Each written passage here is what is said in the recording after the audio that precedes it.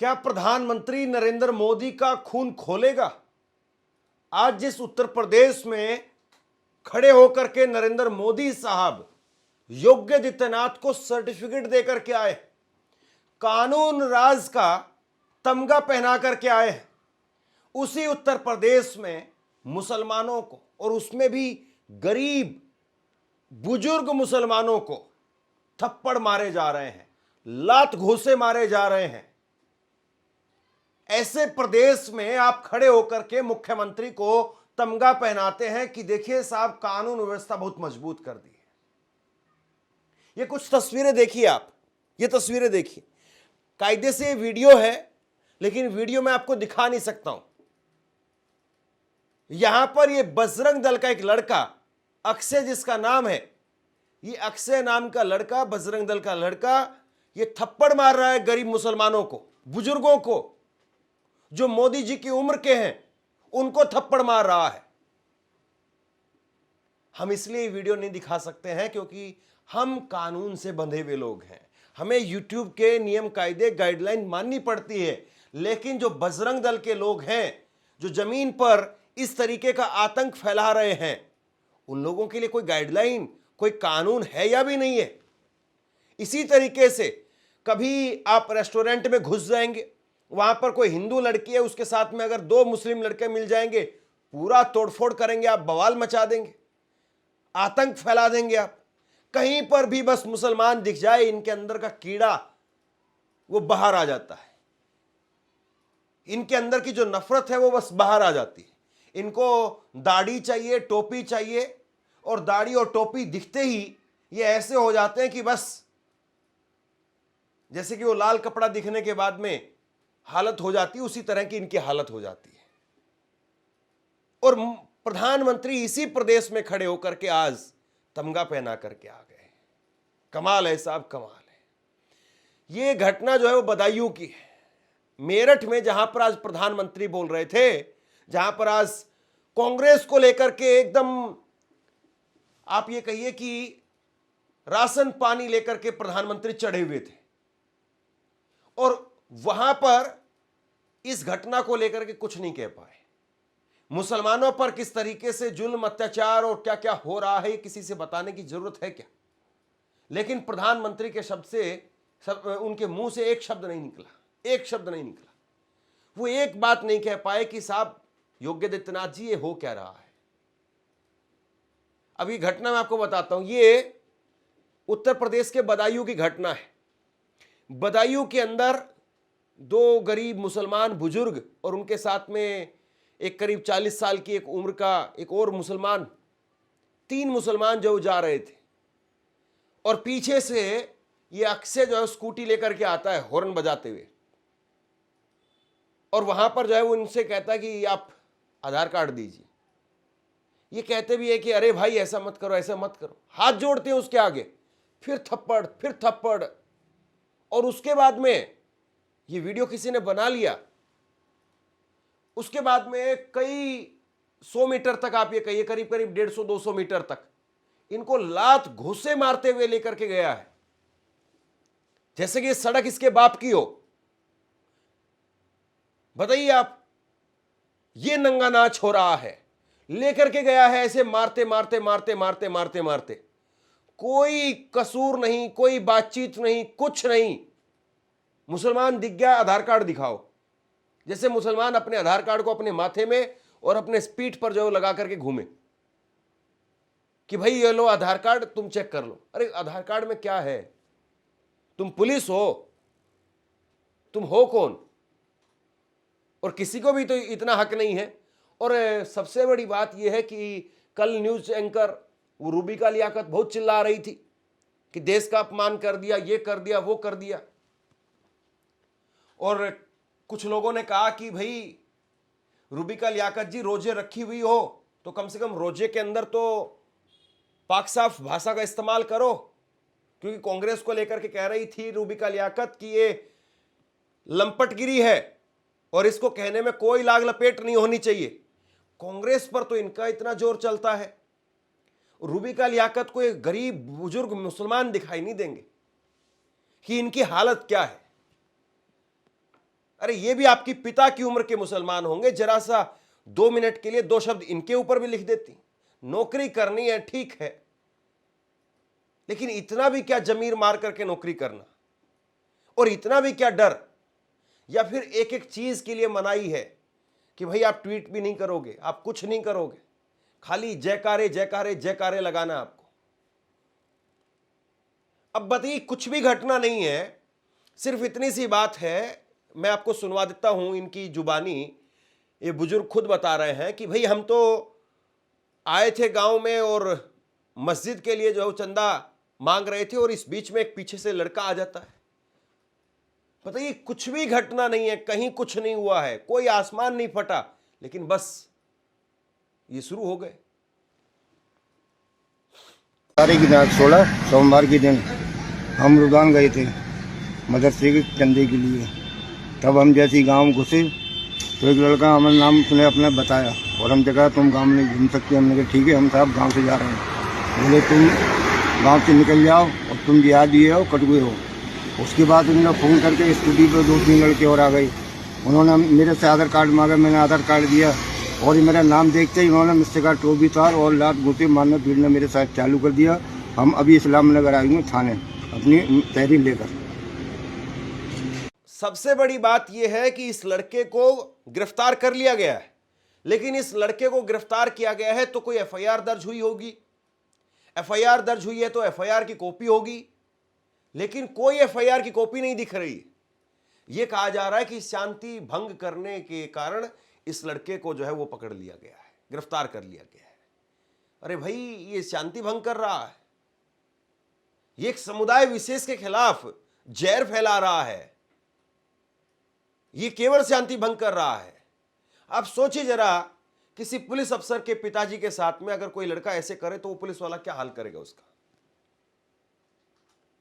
किसी पत्रकार, मैं देख रहा था शहजाद पुनेवाला, बीजेपी का जो है वो नेता है, पहले कांग्रेस में था, लेकिन लगा कि हाँ मोदी जी के साथ चलने में भलाई है, सरकार रहेगी तो 4 दिन अच्छे से मलाई खाएंगे आराम से।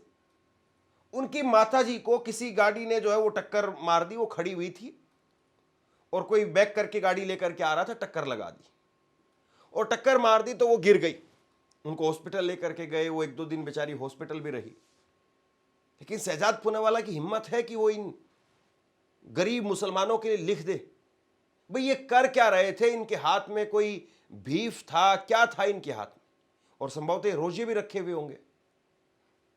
आपके पिताजी को कोई इस हालत में, कोई इस तरीके से अगर सड़क पर यूं दे थप्पड़, दे लात, दे मुक्के, दे गुस्से अगर मारते हुए लेकर के जाए, सोचिए आप पर क्या बीतेगी। कहीं पर आप वीडियो देख रहे हैं कि मेरे पिताजी को सड़क पर यूं लात घुसे मार मार करके ले जाया जा रहा है। इन्होंने बताया कि हम जब हमारे साथ में हुआ तो हम चले गए अपने घर, क्योंकि हम डर में थे, दहशत में थे। बाद में ये आए थाने के अंदर और बड़ी मशक्कत के बाद में जब ये वीडियो वगैरह वायरल हो गया तब जाकर के इनकी तहरीर ली गई, लेकिन एफआईआर की कॉपी अभी तक नहीं दिखी है। क्या वाकई मतलब इतना आसान हो गया है कि ठीक है जो मर्जी आप करना चाहते हैं करिए? और ऐसी घटनाओं को देख करके भी अगर आपके दिल में, आपके जहन में कुछ नहीं होता है तो फिर मुझे नहीं लगता कि शायद कहीं आपके अंदर कुछ जमीर नाम की कोई चीज बची हुई है, कहीं आपके अंदर कोई संवेदना नाम की कोई चीज बची हुई है, कोई इंसानियत नाम की चीज बची हुई है। मुझे नहीं लगता। फिर आप इंसान कहलाने के लायक भी नहीं हो। अगर यही लड़का अगर मुसलमान होता और किसी हिंदू को पीट रहा होता तब भी मुझे लगता कि इतनी ही जोर से हमें आवाज उठानी चाहिए थी। किसी को कोई हक नहीं है। अगर कोई मुस्लिम लड़का होता और किसी हिंदू बुजुर्ग को इस तरीके से मारता पीटता, उसके खिलाफ भी इतनी सख्त कार्रवाई होनी चाहिए थी। लेकिन ये मामला उल्टा है, इसलिए इस पर कोई बात नहीं कर रहा है। अगर ये मामला उस तरीके से होता कि लड़का मुसलमान होता, ये हिंदू होते, तब देखिए साहब, वो मुसलमान लड़का पुलिस वालों के कंधे पर लटकता हुआ ऐसे ऐसे करके आता, उसके पैर में गोली लगी हुई होती, ये कहा जाता कि लड़का भाग रहा था, इसके पास में एक तमंचा मिला है, कट्टा मिला है, इसके पास में ये मिला है, इसके पास में वो मिला है। बुलडोजर इसके घर के सामने खड़ा हुआ होता और वो बजरंग दल वाले और ये वो फला फला जितने संगठन है वो सारे घर में घुस गए होते, लेकिन अब कोई बोलने वाला नहीं। क्या इस देश में दोयम दर्जे का नागरिक है मुसलमान? क्या मुसलमान की जान कम कीमती है, उसके अंदर खून नहीं है? बहुत कम ऐसा होता है कि कुछ देखकर अंदर से खून खौल जाए, अंदर से मन अशांत हो जाए।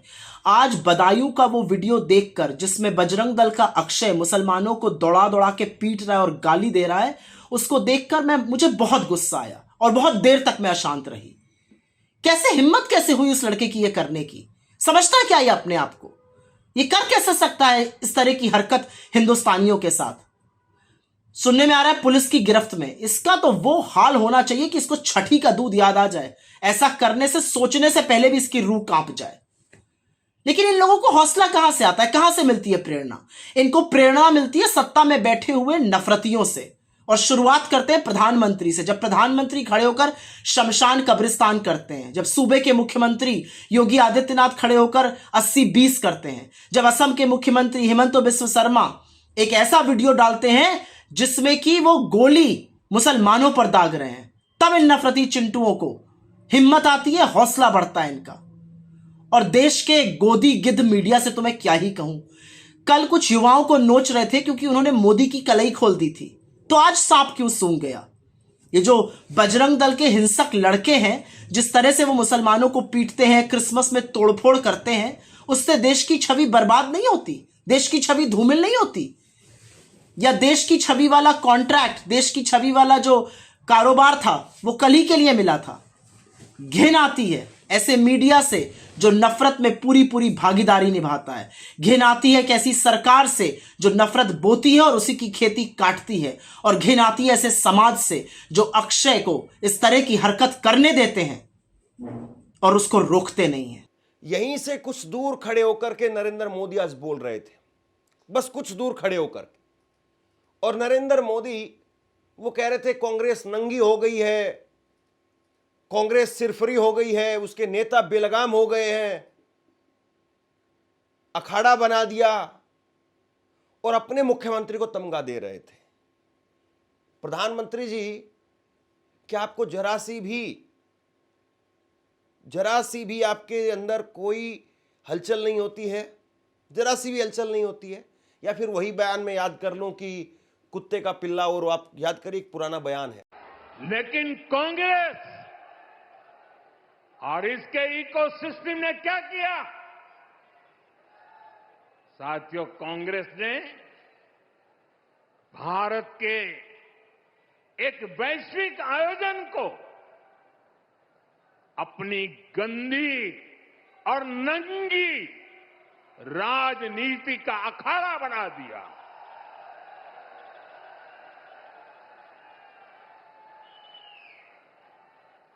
समारोह स्थल पर विदेशी अतिथियों के सामने कांग्रेस के नेता कपड़े उतारकर पहुंच गए।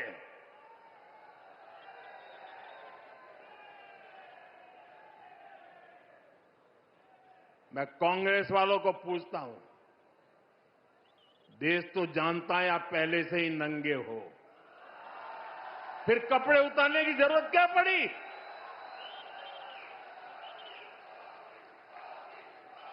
बहरहाल मुसलमान है, पिट गया, लात घूसे खा करके अपना घर चला गया, फिर तहरीर दे रहा है। ये लड़का 4 दिन बाद में आएगा, इसको फूल मालाओं के साथ में बड़ी गाड़ी में बैठा करके बजरंग दल वाले लेकर के जाएंगे। ए भाई, कमाल है, तुमने यार झंडे गाड़ दिए, जो काम हम इतने साल में नहीं कर पाए वो तुमने कर दी।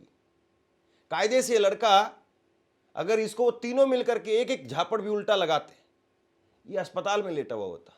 लेकिन खैर, अब ये गोदी में बैठ करके खेलेगा, गोदी मीडिया की भी गोदी में बैठ करके खेलेगा और अपने आकाओं की गोदी में बैठ करके भी खेलेगा।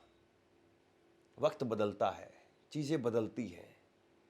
इंसान को इतनी हैवानियत नहीं दिखानी चाहिए कि वो अपने किए पर फिर शर्मिंदा होने लग जाए।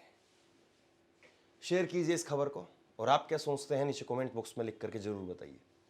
आपसे कुछ कहना चाहता हूं, आज के वक्त में पत्रकारिता करना कितना मुश्किल काम है, लेकिन अगर ऐसे में भी कोई आपकी खबर दिखा रहा है, कोई आपके मुद्दे पर बात कर रहा है, तो आपको भी उसका साथ देना चाहिए। अगर आपको लगता है कि मेरी पत्रकारिता सही है, मैं आपके लिए आपकी खबर वो दिखा रहा हूं, तो ऐसे में आप मेरा सहयोग कीजिए। आप इस वीडियो को जब लाइक करेंगे तो लाइक के साथ में ही एक थैंक्स का बटन आपको दिखाई देगा।